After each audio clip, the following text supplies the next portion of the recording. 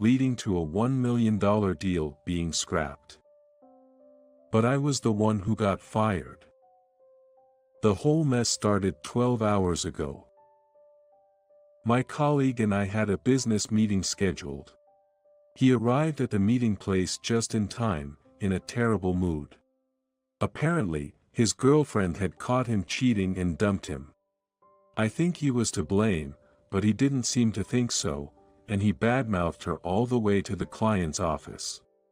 His mood hadn't improved by the time we got there. He didn't even greet the employee who welcomed us, just clicked his tongue and headed for the elevator.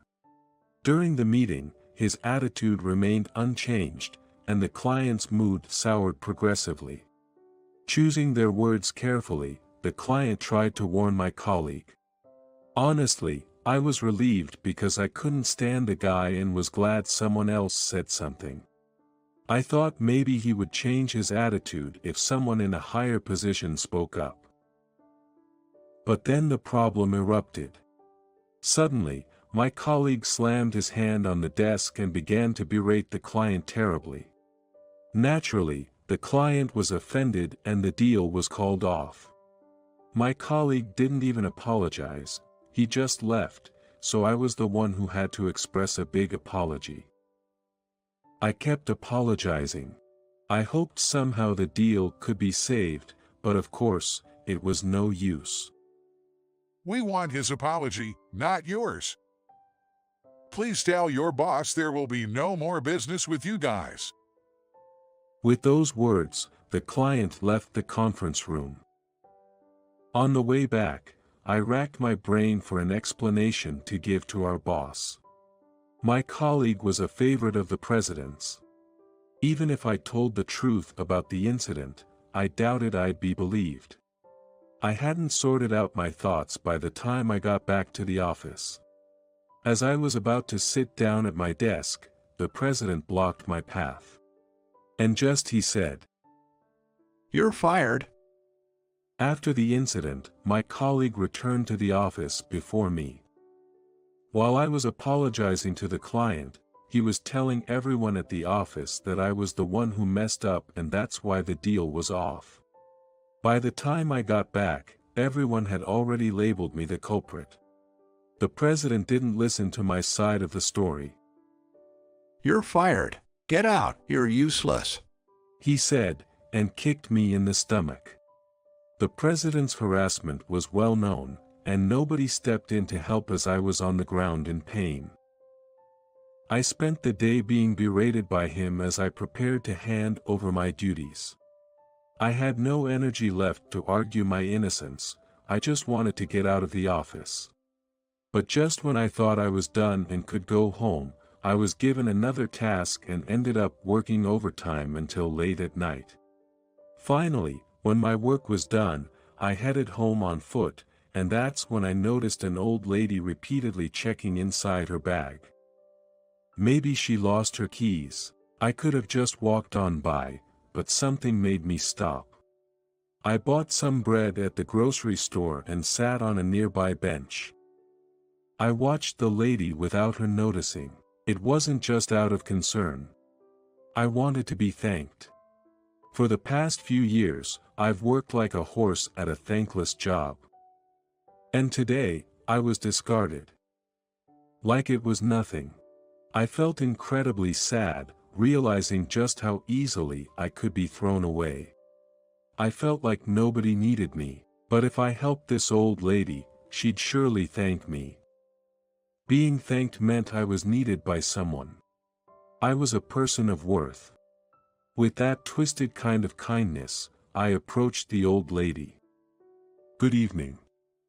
What brings you out so late?" The old lady turned around, her eyes wide, as if she was about to say something. Maybe she's suspicious of me.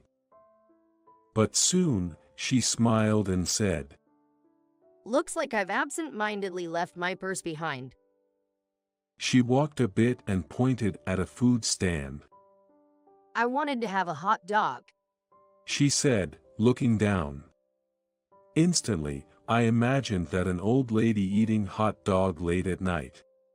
It seems pretty unhealthy, and part of me thinks she shouldn't, but she looked genuinely disappointed. That made me feel sad too.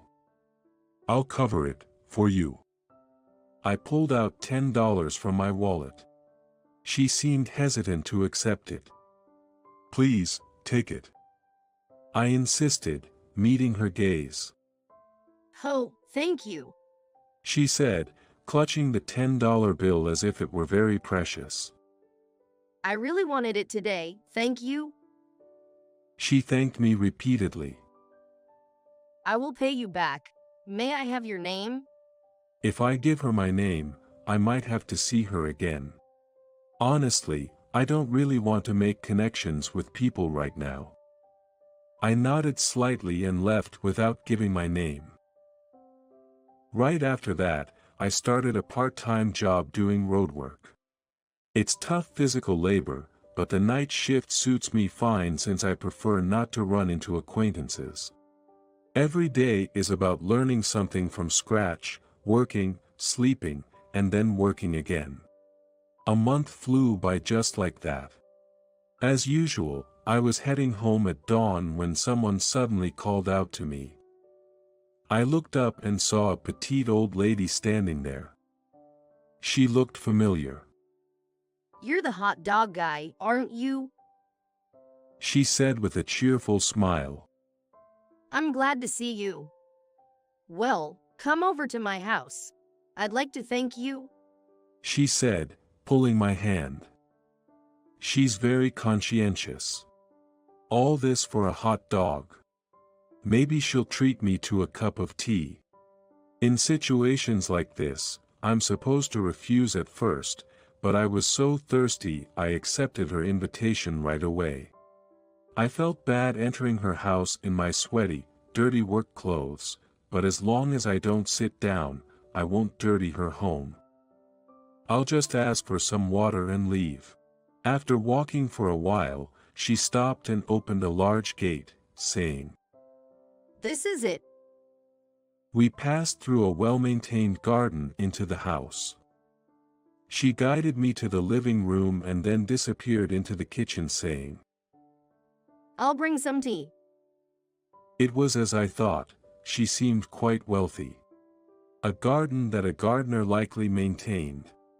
A Western-style mansion that could be a movie set. A living room with a high ceiling. An enormous chandelier hanging from it. I might have never been in a rich person's house before.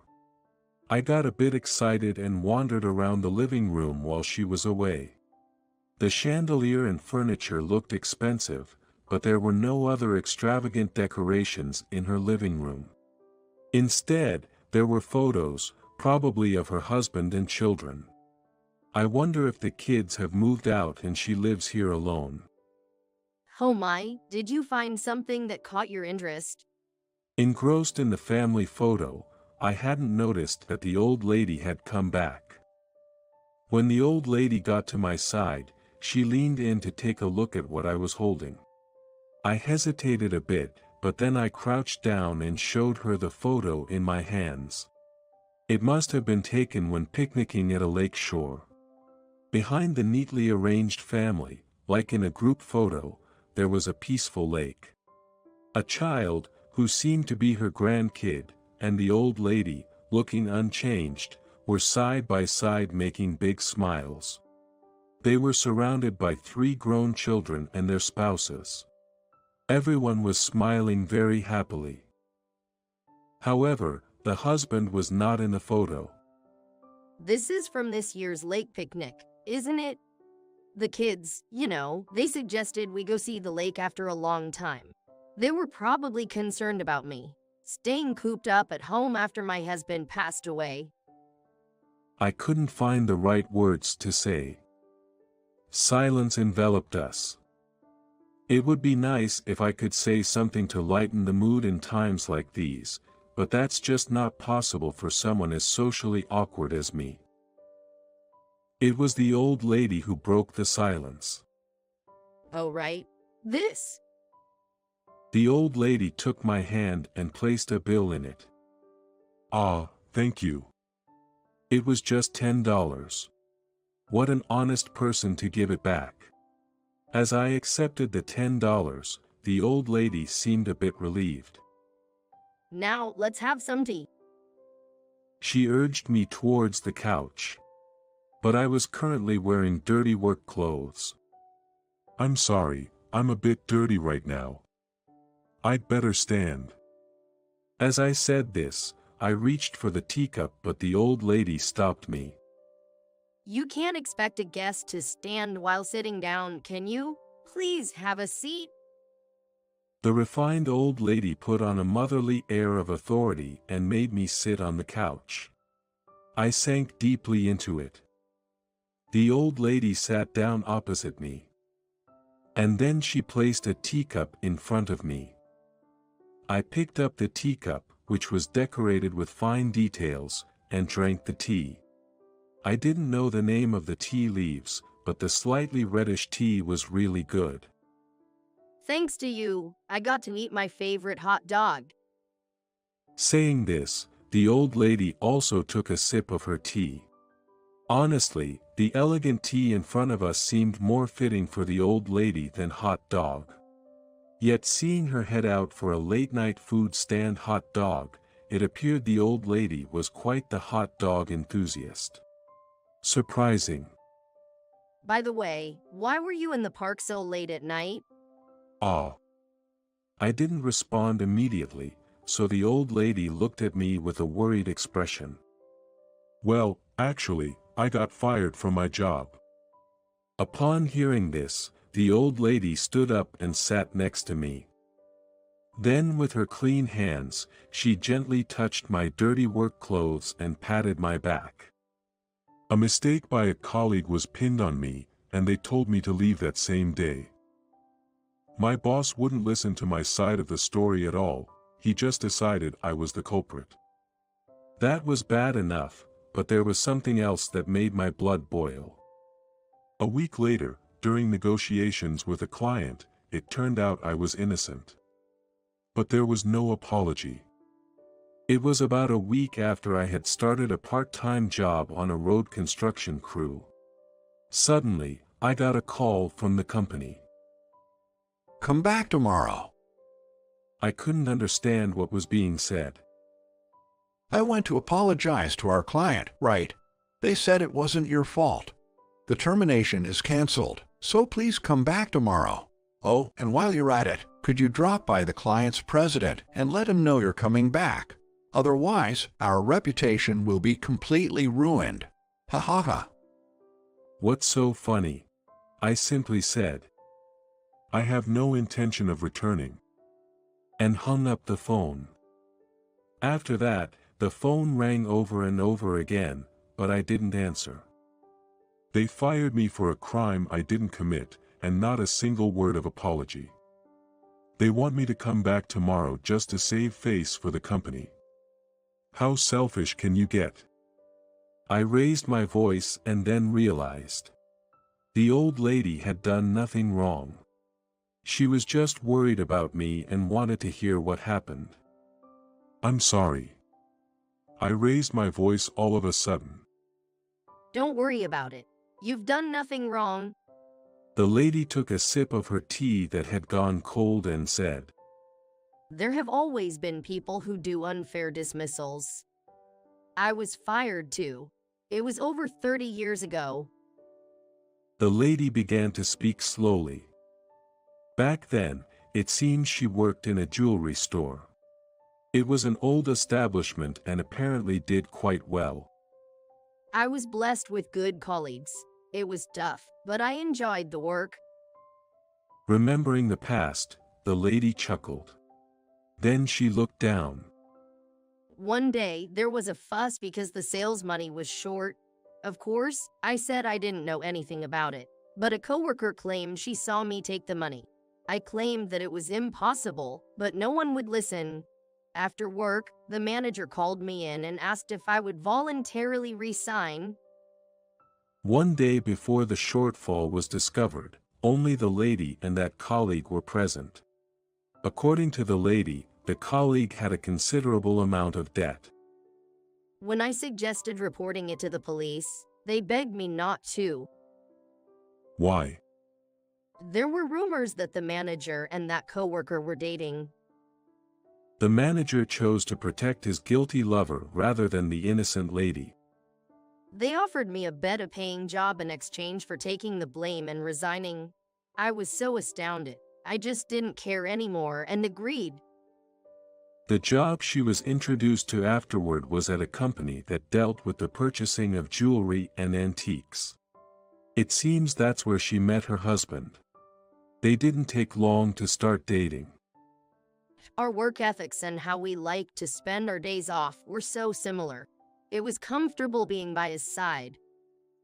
The couple who married a few years later were blessed with children and led a peaceful life. Every moment spent with my husband was happiness. The lady mumbled while looking at her husband's photo on the shelf. The day I met you was the monthly anniversary of my husband's passing. The old lady goes to that food stand to eat hot dog every month on the anniversary, it seems. He really loved hot dogs. He always looked so happy eating it. His favorite was that stand. We often went there together to eat. When I eat that hot dog, it makes me feel like I'm back on a date with my husband. Said the old lady. But on the day I met you, I had carelessly left my wallet at home. I was in trouble, and then you came up to me and saved. She continued, with a kind look in her eyes. And it made me really happy. She looked at me with such gentle eyes.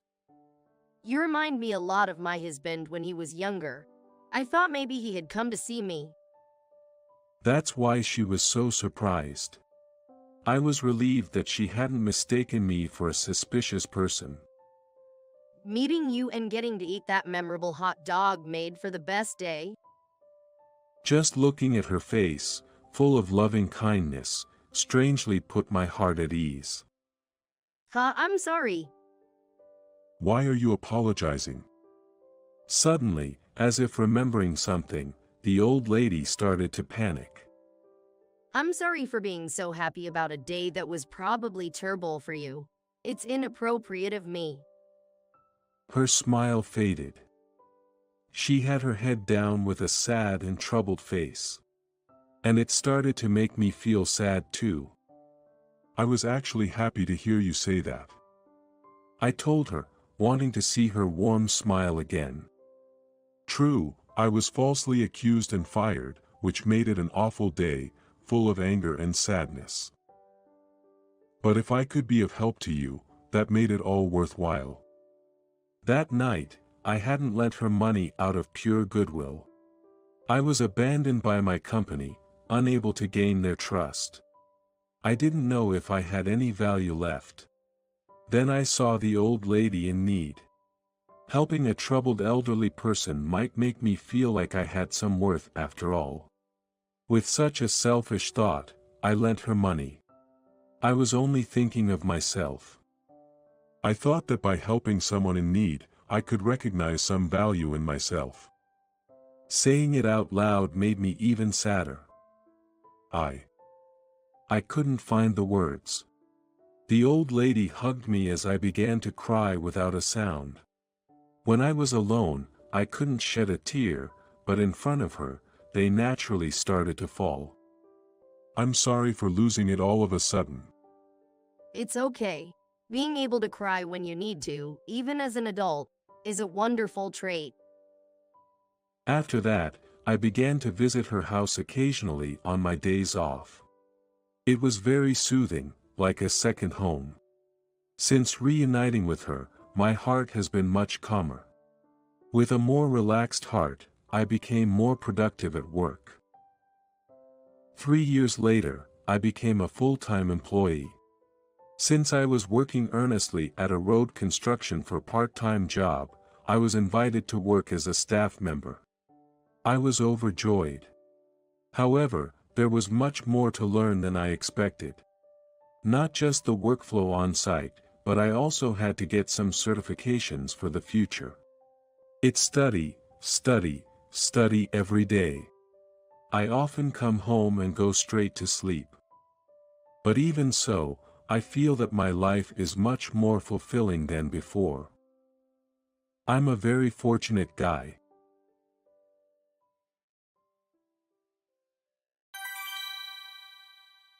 Hey, aren't you coming back yet? How long do you expect us to wait?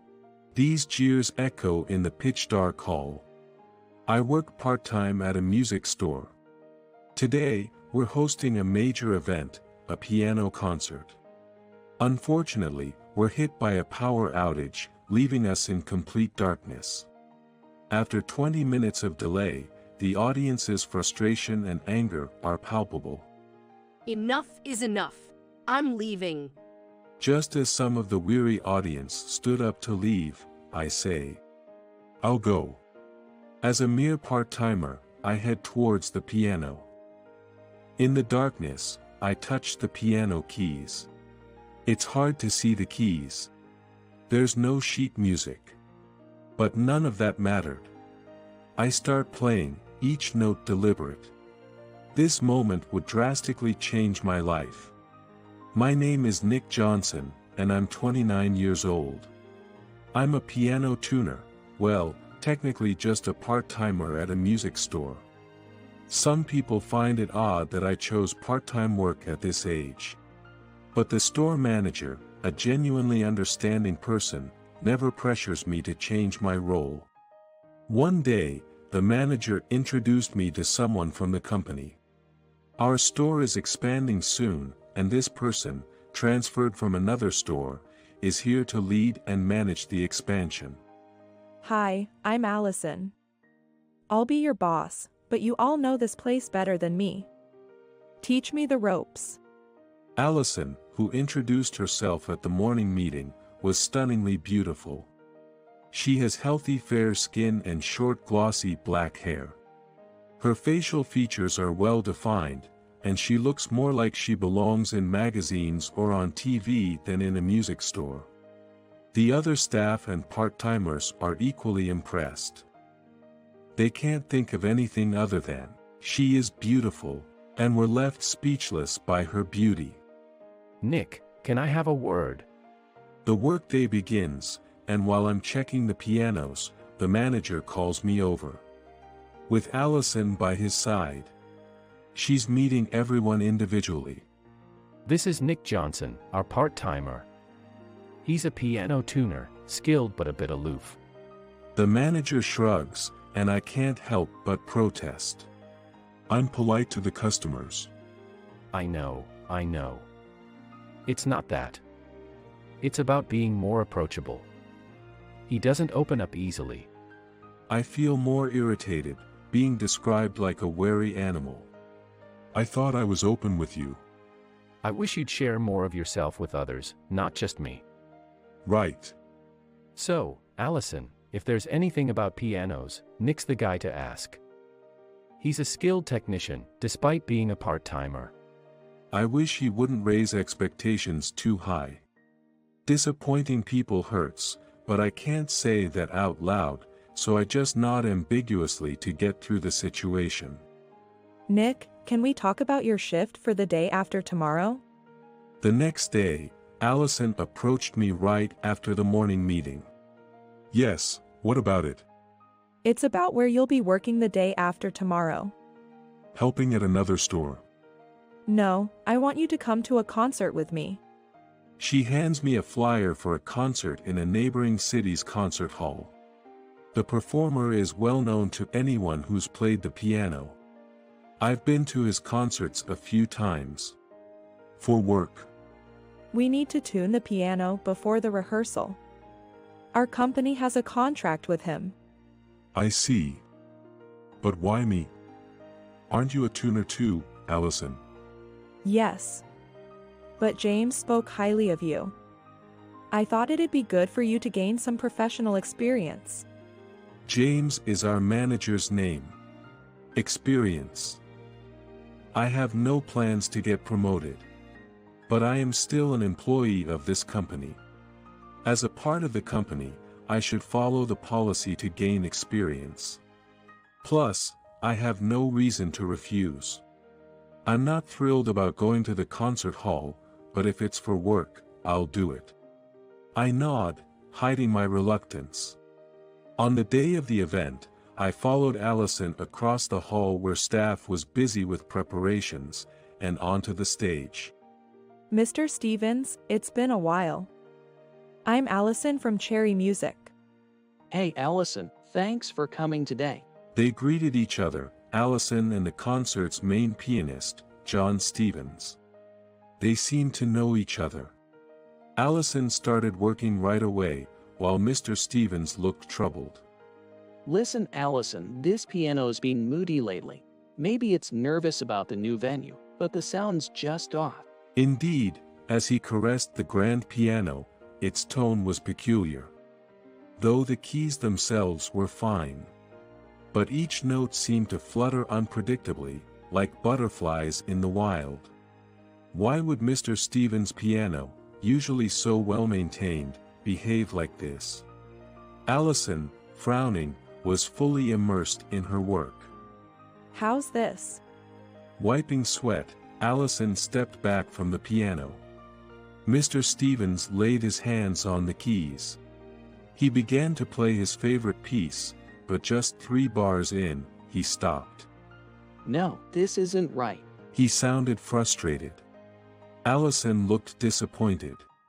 Her tuning was impeccable. The notes were harmonized. But the core of the sound still seemed scattered. Sorry, just give me a bit more time. It's not you, Allison. I'll adjust during the rehearsal. Wait, Allison. I couldn't help but whisper to her. Maybe a brighter tone could help align the sound. Brighter tone? If we adjust it that way, the direction of the sound might. Wait, hold on. Allison grabbed my arm and pulled me closer to Mr. Stevens. Sorry to bother you again, but please give us just a little more time. If this doesn't work, we won't charge for today's tuning. Okay, if you insist. Thank you. Then, Allison positioned me in front of the piano. While making excuses about assistance and such to Mr. Stevens, she whispered to me. Give it a try. Me? I'll take the responsibility. She handed me the tuning tools, and I hesitantly began to work on the piano. Touching the keys, I immediately felt the disconnect. The sound was higher and louder than expected. Mr. Stevens was right about the piano being nervous. I focused on my fingertips and ears, engaging deeply with the piano. After what seemed like an eternity, I was satisfied with the result. Before finishing, I whispered to the piano. It's okay, your sound is the most beautiful in the world. I'm done. Turning around, I found Allison and Mr. Stevens staring at me, surprised. Allison had even stepped away from the piano. Though she was supposed to lead the tuning. Oh, sorry. Mr. Stevens sat down at the piano. You had an impressive presence. I couldn't interrupt. As soon as Allison spoke, Mr. Stevens began to play beautifully, the melody singing through the hall. Thankfully, the piano seemed happier now. Both Mr. Stevens playing and Allison standing by were captivated by the music. I too was lost in Mr. Stevens' performance for a while. After completing the piece, Mr. Stevens stood up and shook my hand vigorously. You're amazing. You fixed it perfectly. I'm glad you're pleased. Mr. Stevens, playing the second piece with enjoyment, moved smoothly into rehearsal. Relieved, Allison and I sighed and stepped off the stage. Sitting on a bench in the lobby before the audience arrived, I watched the rehearsal on the monitor. I was supposed to head back to the store afterwards, but Mr. Stevens insisted I stay and listen, so they hastily arranged a seat for me. Allison handed me a cup of coffee from a vending machine. Thank you. That's my line. She sat next to me and sipped her coffee. Even when she simply sips coffee, she looks like a model in a commercial. She didn't mind my gaze but instead looked back at me. What are you, really? Just a part-timer at Cherry Music. Not that.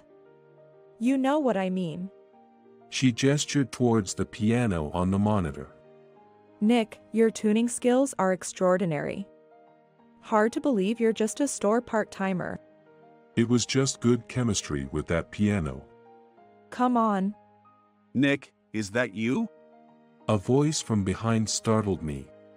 I instantly regretted being there. Seriously, Nick? Lucas. An old college classmate was standing by a cart stacked with boxes. Long time no see, man. Still into piano, huh? No, it's a different job. Different job? Lucas caught on, seeing the tuning tools beside us, and smirked smugly. Of course, that loser who embarrassed himself couldn't still be playing piano. What are you doing here? I ignored his demeaning comment. He tapped the boxes. Setting up for the concert. I'm with Mr. Stevens' agency. Handing out pamphlets at the reception today, getting my face out there. Being popular keeps me busy. I see. Are you staying for Mr. Stevens' performance? Yeah, I guess. Then, try not to feel bad about yourself. You were always awful under the pressure. Lucas left with a backhanded advice. Allison looked unsure how to react. He's a former classmate from my conservatory. Conservatory, huh? Yeah, anyone can get in. You asked what I am. I'm really nobody. But I did major in piano, so I have a good ear. That's all. Right. We both fell silent. Allison no longer asked questions, and the sound of piano through the speakers was the only thing filling the air. James said you don't open up to people. Allison mumbled. But you open up to the piano. Me, open up to the piano? Did it seem that way? I no longer play the piano. But the fact that I'm still involved with work related to pianos. No. I don't want to think about it. Yet, her words lingered in my ears. I was distracted until the rehearsal ended. After successfully expanding our store, Cherry Music decided to celebrate with an event. They planned a concert at a nearby hall, inviting contracted pianists. And they will sell the pianos used at the performance. All of it was Allison's idea. I thought it was a big business move, but the pre-event publicity was incredible. Whether people came for the piano or the performers, the seats sold out before the day of the event. I was busy as a prep staff member, moving around the hall. Naturally, I was also tasked with tuning the pianos for the performance. Alright, this should be good. I gave the well-conditioned piano a final polish with a cloth. I hope someone out there wants you. Talking to a piano might look weird to anyone watching. But Allison's words that I open up to the piano still resonated with me. Indeed, the time I spend at the piano feels right. Even though I no longer play, I still want to share the beauty of the piano with others. So maybe she wasn't wrong. The rehearsal ended, and the audience filled the hall. Despite the heavy rain outside, it was almost full house. I stayed backstage in case of any issues with the piano during the performance. Enjoying a prime spot to listen to the pianists. The concert was about to start any minute now. As I glanced at my watch, the hall plunged into darkness. What? I looked around, but it was pitch black everywhere. The murmurs of the audience began to rise. Staff members, using flashlights and smartphones, scurried around backstage. Ladies and gentlemen, please remain seated. It seems that a lightning has struck nearby and has caused a power outage in the building. Please wait a moment while we work on restoring power. Staff shouted to the audience, their voices echoing in the dark hall. A power outage, huh? Tough luck. But the backup power should kick in soon, I thought. Only the emergency lights glowed green as everyone anxiously awaited the restoration. However, the lights didn't come back on. 20 minutes had passed since the outage. In the backstage, everyone was getting restless. When will the power be back? The backup system isn't working for some reason. Let's make another announcement. I could hear the staff discussing the situation. Hey, isn't it coming back yet? How long are you going to keep us waiting? We're leaving. This is ridiculous. The audience was losing patience, some shouting at the stage and staff. A few people even stood up and headed to the lobby. Still, no sign of the lights returning. This is bad. Maybe we should start the performance. But performing under these conditions. I overheard Allison and James discussing nearby. The pianists we invited today could play in the dark. But that's not the point of concern. Using them to calm down the audience seemed unfair. They were our guests, and we didn't want to disrespect them. Yet, if we did nothing, the concert would be ruined. Nick. James called me with a strained voice. I stiffened, understanding his unspoken request. He wanted to tell me to play.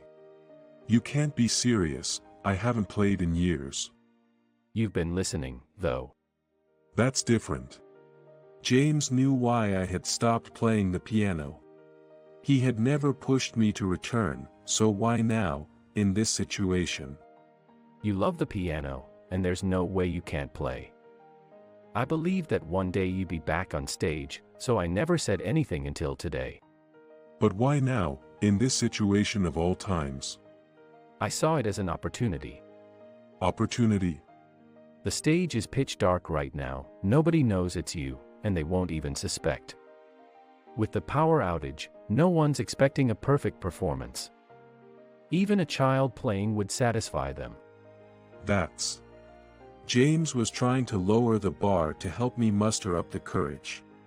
Nick. Allison tapped my shoulder. Actually, I've heard you play once. James arranged it.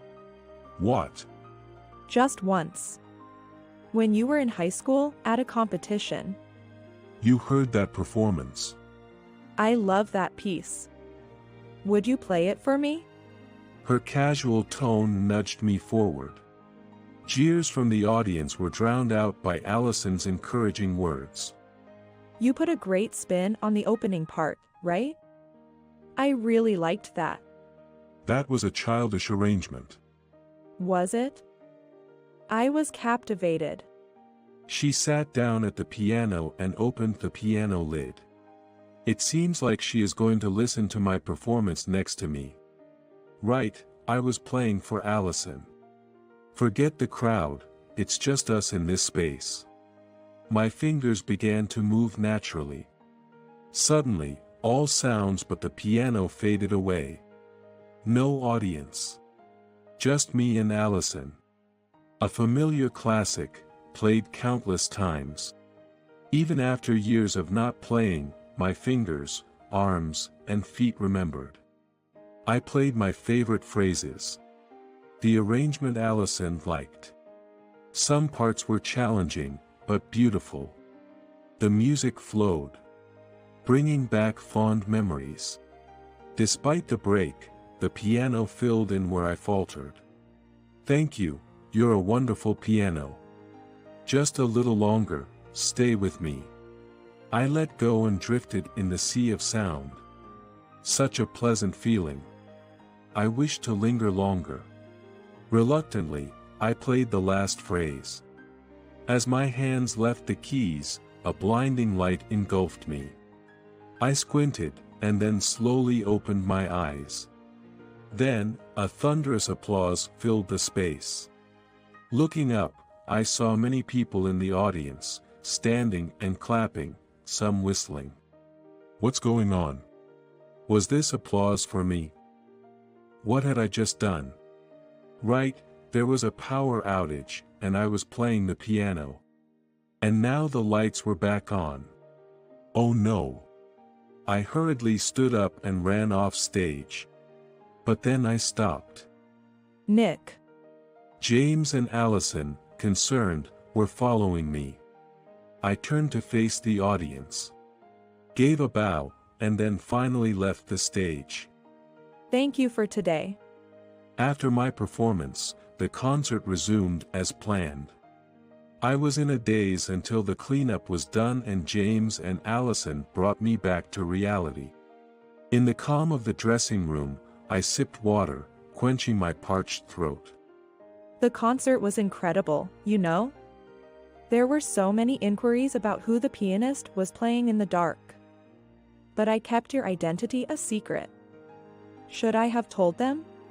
No way. I don't want to be the center of attention.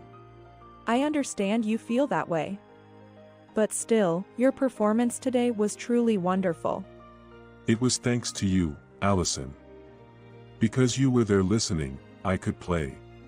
I didn't do much, rather, I was the one who dragged you into it, right? Even so, it was because you made me forget about the audience that I could play. Can I talk to you about something? I shared with Allison how I became who I am today. I had been playing the piano since kindergarten and continued passionately through high school. By the time I entered conservatory, I was already known in the industry as a student pianist. It was around this time I got my piano tuning certification. I wanted to be able to tune the pianos I played. In my early college days, I was unbeatable in competitions, often coming in first place. I was even called a genius pianist. I was happy to be highly rated, but what I enjoyed most was seeing the reactions of people who heard me play. However, as college graduation got closer, I hit a massive obstacle. It was Lucas. A classmate at the same school, we knew of each other. I was astonished when I accidentally heard him play at a competition. His playing was rough, bold, yet with a delicate rhythm. He was unknown until then but started to gain recognition as a late bloomer. He also had a piano tuning certification, and our competition winnings were comparable, leading to frequent comparisons. Then, in a competition we both entered, Lucas won first place, while I barely placed the 10th.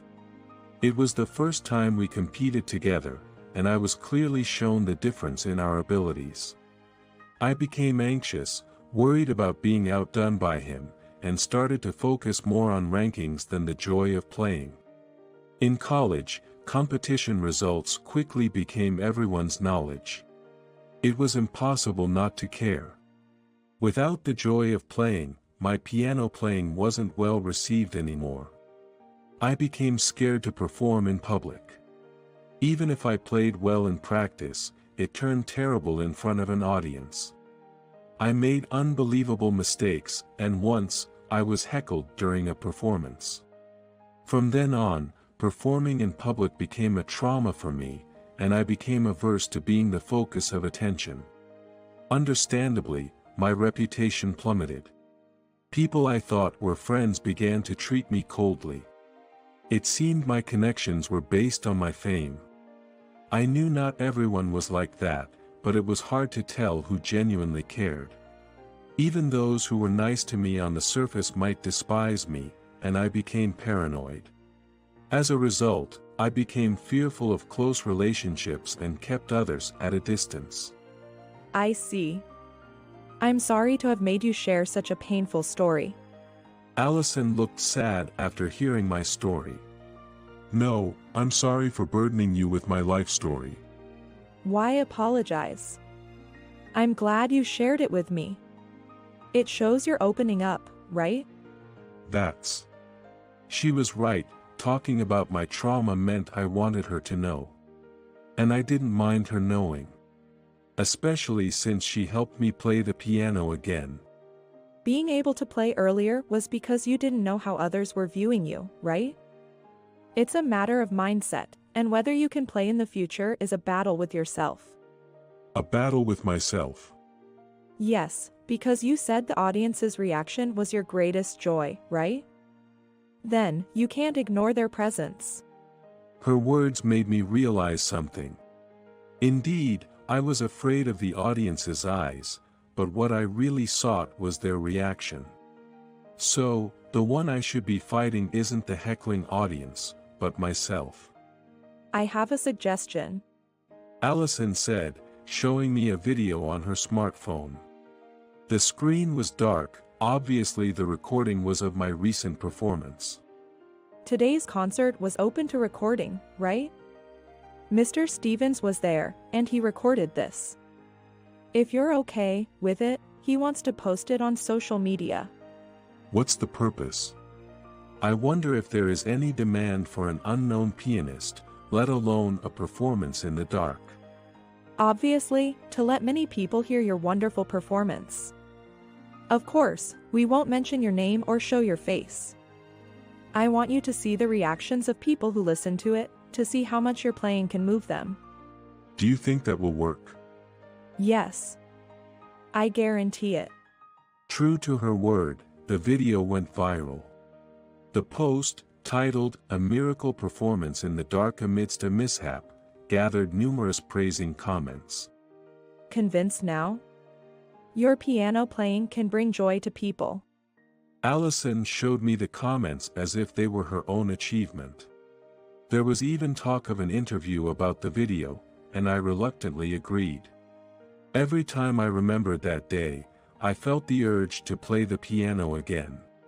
When I discussed this with Allison, she happily suggested several opportunities to play. Starting with small, locally organized competitions, I gradually became accustomed to performing in front of people. Every performance, feeling the audience's direct reaction, was enjoyable, and I started participating more and more. Eventually, it was revealed that I was the pianist from the performance in the dark, and my name, Nick Johnson, became well known. Then, I was invited to perform as a guest at a concert hosted by Mr. Stevens. I was so grateful to him for everything. After a rehearsal, I was chatting with Allison in the lobby when Lucas greeted us. He had indirectly caused my departure from playing, but my departure was actually because of lack of my ability. Despite his attitude, I couldn't dislike him and responded without recalling too much of my trauma. Performing today, huh? Yeah, thanks to Mr. Stevens. Are you on the program too, right? Backstage today. By the way, I heard you're having a concert sponsored by Cherry Music soon. Let me know if you want me to play. Ah, right. Allison cut in, suddenly remembering something. I finally found out about you. You were the one who messed up Mr. Stevens' piano. What? What do you mean? Apparently, he took over the tuning job from Mr. Stevens' tuner by force, claiming his affiliation with the same agency. It seems like he has a certain position in the office, so no one warned him. According to someone who was watching the scene, he interfered with another tuner's work and adjusted it to suit his own style. Why would you do that? That's why, the sound was out of sync. It was because Lucas and Mr. Stevens played in completely different ways. Why did you do such a thing? Maybe you were trying to shift gears to being a piano tuner before your declining skills became too obvious? This isn't just my own speculation. I've heard it from people at the office. Apparently, that observation was spot on. I was about to make a mistake in front of Mr. Stevens. But thanks to you, Nick, you really saved me there. But I had to report it to the office because it could damage our reputation if we let it slide. Also, I was surprised to find out that you're quite unpopular among the girls at the office. Whenever I bring up your name, they all seem displeased. They complain about you being pushy with dates and making unwanted physical contact. And behind the scenes, you've been speaking ill of Mr. Stevens. I've reported this as well. Oh! Lucas turned pale. Maybe that's why he was on the backstage team today. Maybe you were talented at one point, but it seems you got too proud. Well, you can always start over. I recommend starting as a music store part-timer. Eventually, Lucas's contract wasn't renewed, and with rumors spreading in the tight-knit industry, he struggled to find another position. I heard he ended up working part-time at another music store, though I'm not sure if Allison's advice played a part. As for me, I'm still at Cherry Music. I became a full-time piano tuner and occasionally perform at concerts. Aren't you aiming to be a full-time pianist?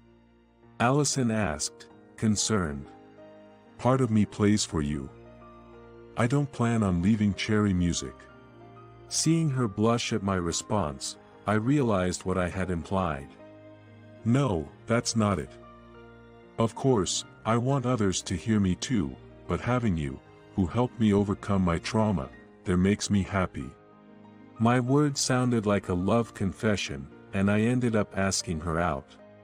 Surprisingly, she accepted without hesitation, and we got married within a year. Finally, you've opened your heart not just to the piano, but to me as well.